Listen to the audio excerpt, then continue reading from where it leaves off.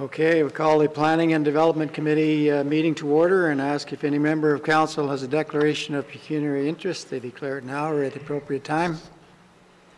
Seeing none, we only have one item on the agenda, an action item, and it deals with the draft budget projections for the new Wyerton building. Thank you, Mr. Chair. We were asked by the committee to come back and give some numbers in terms of the operational costs for the new building. So we've been in some discussions with our colleagues from social services as well as finance to sort of figure out how this will look from a preliminary sense for 2017. And as you may recall, it was previously determined that the $1.3 million purchase would be financed with $700,000 from the 1991 County Forestry Reserve and $600,000 interest-free from the Working Capital Reserve, and that this would be repaid in 15 equal payments of $40,000 per year. And additionally, that the remainder in that reserve would be renamed and dedicated towards that building for future capital replacement down the road. So we do have attached a budget sheet to the report, and in that budget sheet we've actually included the $40,000 a year per payment, and trying to get the budget into conditions such that it trying not to show too much of an impact on the actual levy for 2017, recognizing that we're trying to pay the operational expenses and also paying for the actual capital asset over those 15 years as well. So I should mention that in 2015, there was a rent payment being made by Social Services Department to the Grey Bruce Child and Family Services, and this was $20,000 per year based on 1,500 square feet. And so that basically gives you some idea in terms of that total cost. Now, in the challenge was to come up with a reasonable market rent for the building. As you know, the planning department will be undertaking all the operational expenses for the building, with the chargeback of some of the rent going back to social services.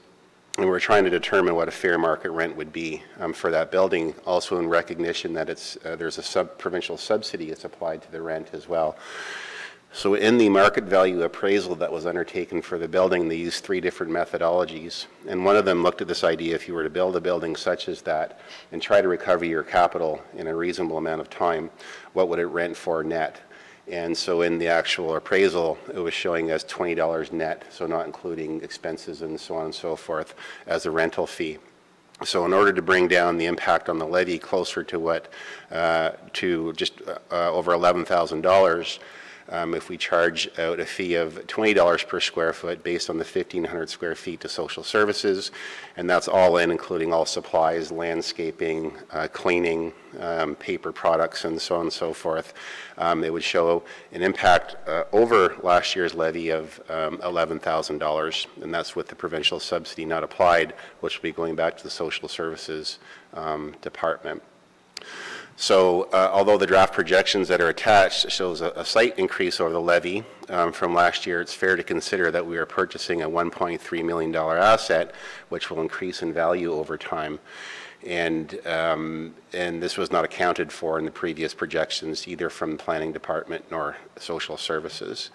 And in terms of the actual the projections, we use a standard format that was provided to us through housing department. There's the actual summary and the details.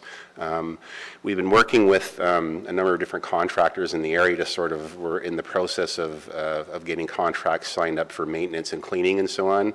Also, there's an existing contract with Community Living who does the interior cleaning of the building as well. So some of the costs, we have a fairly good idea of what we're getting into coming into it. And those are based on our projected costs to the best of our ability at this point, without actually having occupied the building in terms of what we're looking at for next year.